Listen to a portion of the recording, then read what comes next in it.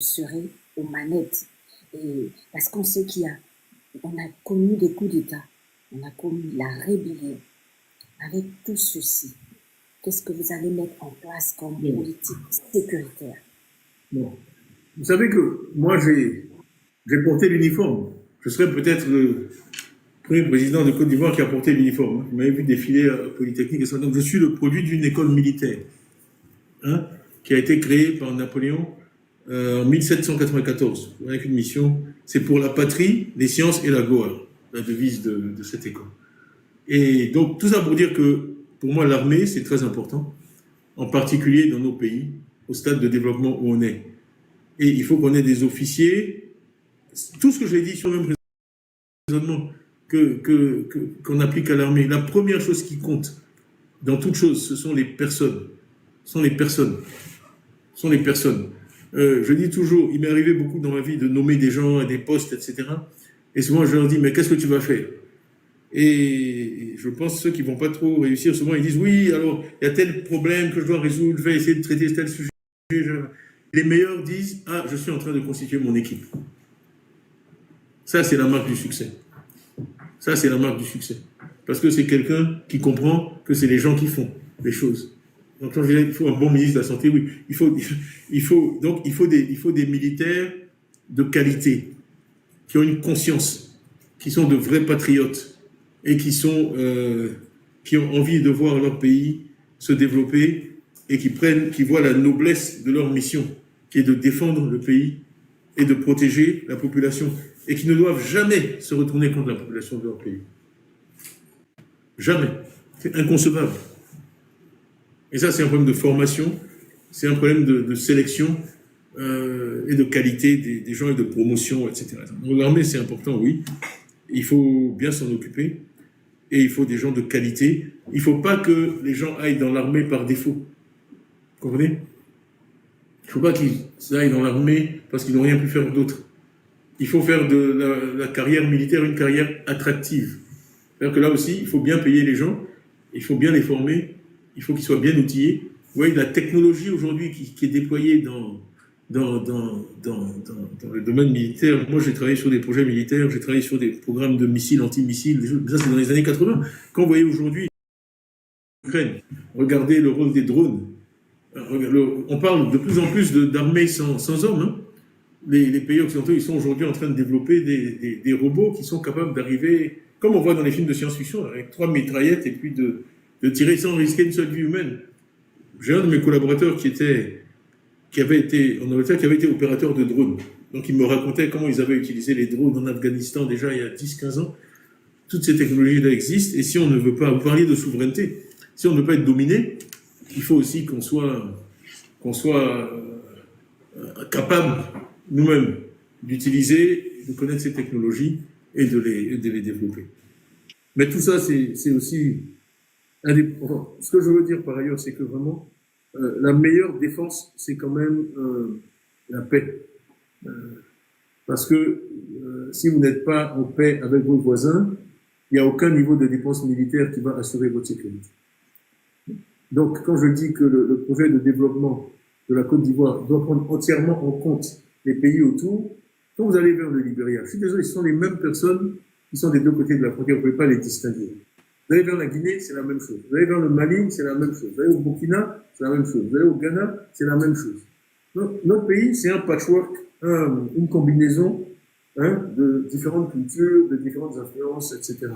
Et donc, essayer de développer la Côte d'Ivoire sans comprendre ça, c'est une vue de l'esprit. Et je l'ai dit, les gens le savent. Le président Oufoué, souvent, il a payé les salaires des fonctionnaires burkinabés. Plus d'une fois, à la fin du mois. Parce que le Burkina avait des problèmes. Parce qu'il considérait que c'était une bonne des ressources du pays de faire ça, parce que ça permettait au Burkina d'être lui aussi stable et en paix. Parce que finalement, dès qu'un pays est déstabilisé, autour de nous, ça nous pose des problèmes. Donc vraiment, moi, la forteresse Côte d'Ivoire, je ne crois pas.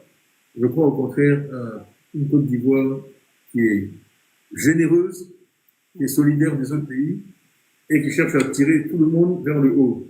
On m'a entendu dire aussi que dans la vie, on ne s'élève pas en abaissant les autres. On ne s'élève pas en abaissant les autres. Moi, ça ne m'intéresse pas d'être mieux que tel ou tel pays. je souhaite, c'est que tous nos pays s'élèvent ensemble. Et vous avez cité le président Okoye, il aimait souvent dire que dans la vie, il ne faut pas souhaiter être une oasis dans le désert. Bon, et moi, j'ai ajouté oui, parce que souvent, en général, c'est le désert qui gagne. Donc, il faut étaler la prospérité. Quand je voulais aller en Birmanie, en fait, j'avais rencontré Lee Kuan Yew, qui était en Birmanie, Myanmar. On n'avait pas ouvert là-bas en Asie. Je suis allé le voir, comme c'était vraiment l'homme qui connaissait l'Asie le mieux, c'est lui qui avait convaincu Deng Xiaoping d'ouvrir la Chine, et je lui ai dit, mais qu'est-ce que vous en dites? You have to spread prosperity. Tout mon projet, ça a été de, comment dire ça, partager la prospérité. Et Singapour, c'est un tout petit pays. Ils ont un géant comme l'Indonésie avec 250 millions à côté. Et il me dit, mais on peut s'en sortir que si ça marche bien en Indonésie. Donc, bien qu'il ait été Premier ministre de Singapour, il passait beaucoup de son temps à s'assurer que ça marchait bien en Indonésie. Parce qu'il savait que si ça ne marchait pas en Indonésie, les quelques millions de Singapouriens resteraient balayés par les 250 millions d'Indonésiens. Donc, peut-être c'est encore une longue réponse, mais il faut avoir une approche des choses qui n'est pas égoïste et qui prenne en compte les intérêts à long terme de tout le monde dans la région. Ok, merci beaucoup, Président. On va terminer avec la dernière question de notre série qui va porter sur l'entrepreneuriat et les champions nations. On sait que 80% de notre richesse est produite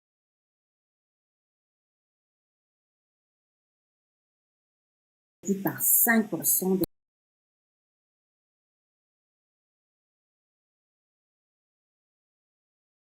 des entreprises qui sont des multinationales.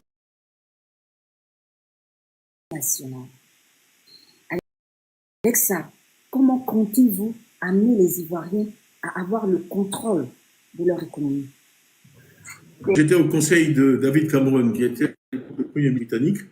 Eh bien, il présidait une réunion par mois. Une réunion par mois où on venait tous, on était une vingtaine, une trentaine, les patrons, et on parlait de tout. Et il savait toujours, moi quand j'avais un souci dans l'assurance ou dans les hôtels, je lui disais, il y avait le patron d'Airbus qui était là, il y avait tout le monde, le patron des sociétés d'eau, d'électricité, et ce dialogue-là. Un chef de l'État, c'est aussi un chef d'entreprise, et il doit vraiment être à l'écoute de l'économie nationale. Donc ce que je dis, c'est que on ne peut traiter que les problèmes qu'on connaît, et donc il faut passer du temps avec les entrepreneurs nationaux, il faut les écouter. Ils vous disent, et parfois on lui disait, bon, moi, il disait, comment je peux vous aider? Bon, voilà, moi, si vous faites telle mesure, je peux apporter tant. J'ai même été UK Trade Ambassador, c'est-à-dire que j'étais chargé de promouvoir le Royaume-Uni à l'étranger, et ils prenaient, nous, les patrons, pour faire ça. Pas des fonctionnaires ou pas d'autres qui pouvaient aller dire, voilà, venez, moi, je suis dans ce pays-là, j'ai 50 000 employés, vous voyez, ça marche. Donc, mettre en avant les entrepreneurs nationaux, en faire des héros, vraiment. Des rôles modèles positifs, faire leur promotion, et puis les aider à réussir. Vous savez, la plupart des chefs d'État, quand ils partent en voyage, ils amènent leurs entrepreneurs nationaux. Ils leur ouvrent des portes, ils leur ouvrent des marchés. Hein, ils reviennent en disant, bon, on a signé tant de contrats, on a fait ceci. Voilà. Et ça, c'est important. Donc, c'est l'attention qu'on leur donne. C'est être à leur écoute. Et puis vouloir vraiment leur réussite. Moi, j'ai cité ça, mais Obasanjo, le président Obasanjo, il m'a souvent parlé du rôle qu'il a joué. Sans Obasanjo, Aliko Dangote n'existerait pas. Et si Aliko était là aujourd'hui, il le dirait.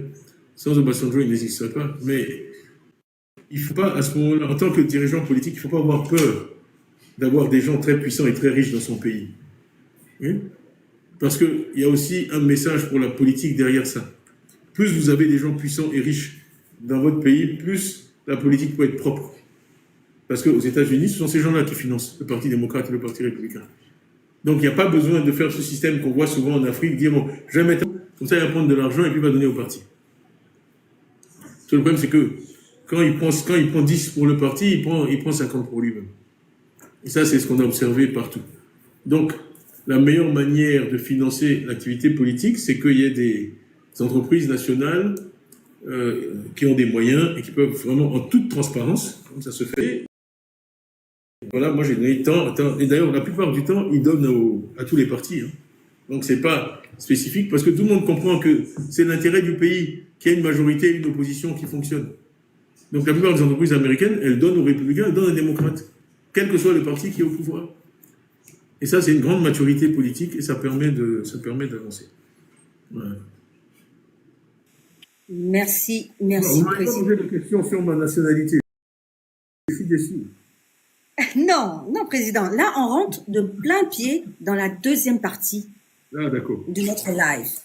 On Bon. va faire monter ceux qui sont en bas, qui ont envoyé des demandes d'invitation et ils vont vous poser leurs questions. D'accord. Comment ça marche? Donc, vous allez les mettre en ligne? Vous en allez en avoir des questions sur l'article 48, par exemple. D'accord. Donc, je vais demander à tout le monde en bas de tapoter le temps que ceux qui ont fait leur demande montent. Et je vais demander au modo de les monter assez rapidement. Qui montent, on va demander à tous ceux qui ont encore des fleurs de sécuriser le live. Merci de sécuriser le live, de continuer à sécuriser le live. Ok. On attend. Allô, Isa? Oui, oui, Lyon. Oui, oui. Désolé, c'est le moment de rappeler très rapidement, puisque c'est la deuxième phase de notre live, de rappeler à toutes ces personnes qui vont monter à tour de rôle là, d'aller droit au but, voilà, de poser des questions précises, des questions claires, compréhensibles, d'éviter tout commentaire. Voilà, de venir poser des questions directes. C'est-à-dire, s'ils étaient en face du président, la question qu'ils auraient voulu lui poser, qu'ils posent la question simplement, sans des commentaires pour dire, bon, en 1960, le président Bédi a fait telle chose. Non, non, non. Vous venez vous poser votre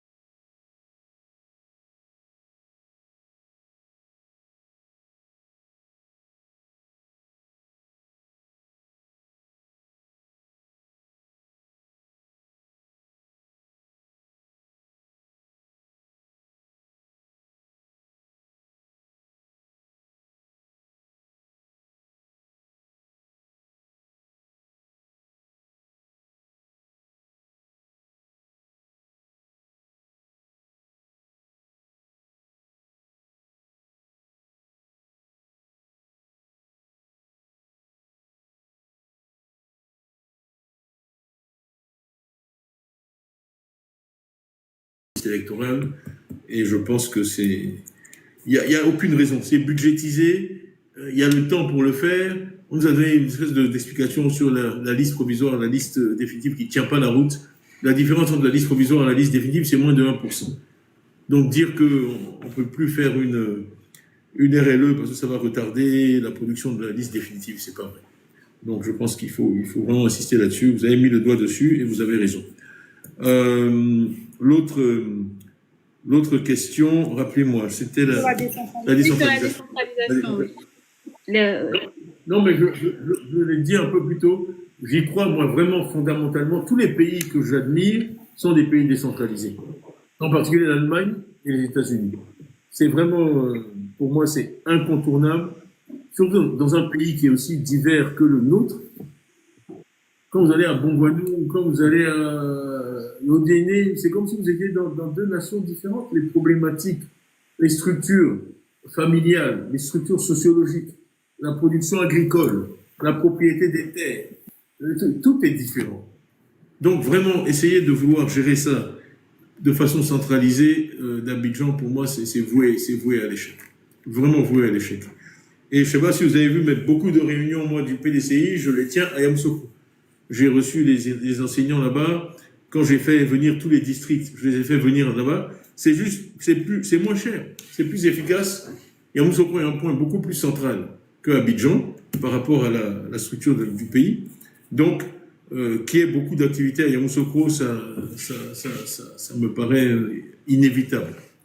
En tout cas, sous mon impulsion, ce sera le cas.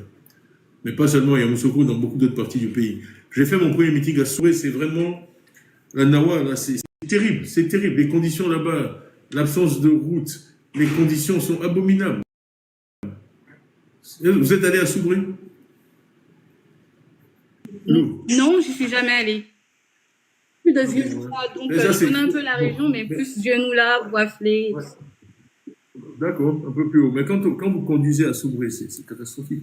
Donc il faut vraiment. Or, c'est une des régions qui contribue le plus à la richesse nationale, à cause du cacao là-bas. Donc tout le reste du pays profite d'eux et eux, ils n'ont pas grand-chose. Donc la décentralisation, elle est incontournable. Et donc, vraiment, merci pour cette question. Et j'espère que sur l'article 48, vous aurez de quoi répondre maintenant aux gens. Et je vais juste finir peut-être, vraiment en parlant de ma philosophie. Hein. J'étais content de faire parler Bredou et Diaoufoué. Et je l'avais dit aussi, moi vraiment une des choses qui me donne le plus de satisfaction dans la vie, je dis, c'est d'amener les gens, pas à faire des choses que ils se croyaient pas capables de faire, mais à faire des choses qu'ils ne se savaient pas capables de faire. Moi, je crois vraiment que l'être humain, s'il est bien dirigé, peut tout accomplir. Et notre pays a une richesse extraordinaire qui est sa diversité culturelle, les hommes et les femmes de Côte d'Ivoire qui sont extraordinaires. Ils ne demandent qu'à être bien dirigés et je pense qu'on pourra montrer au monde ce dont on est capable. En tout cas, c'est mon vœu le plus cher. Je vous remercie pour votre confiance. Je vous remercie en m'écoutant et je prie Dieu, je souhaite une bonne fête du travail à tous et je prie Dieu vraiment de nous protéger, de nous guider et de protéger la Côte d'Ivoire et qu'on puisse mettre en œuvre ce beau projet qu'on porte tous et qu'on appelle tous au nom de Dieu. Voilà. Donc, je vous remercie encore et je repasse la parole au vrai spécialiste de TikTok. Vas-y, Président Célio. Vas-y, Président Célio.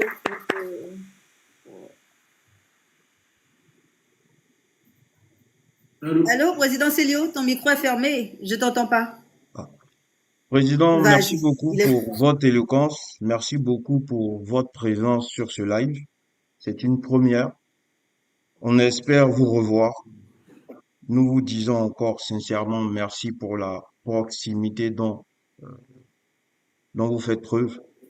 Parce qu'aujourd'hui, toutes ces personnes-là qui sont montées en général à politique comme un peu sympathisantes du PDCI et de votre combat aujourd'hui, ont envie d'être proches de leur leader, ont envie d'être proches de la personne que vous êtes. Parce que vous êtes un exemple, vous êtes un modèle et aujourd'hui, vous pouvez compter sur nous. Vous pouvez compter sur cette brave jeunesse parce que nous ne vous laisserons pas tomber. Merci beaucoup pour tout ce que vous Merci. faites Merci. et on n'a pas peur. C'est pour vous que je voulais faire. Pour vous, pour la jeunesse, pour que vous ayez en héritage une Côte d'Ivoire. Quand on dit une autre Côte d'Ivoire est possible, une Côte d'Ivoire meilleure que celle d'aujourd'hui. Président, je voudrais vous dire qu'on n'a pas peur. On résistera Merci. et comme on le souhaite, Merci. en 2025, vous serez le président de la République de Côte d'Ivoire. Honorable, on va dire au revoir au président. Oui. Au revoir, président. Bon.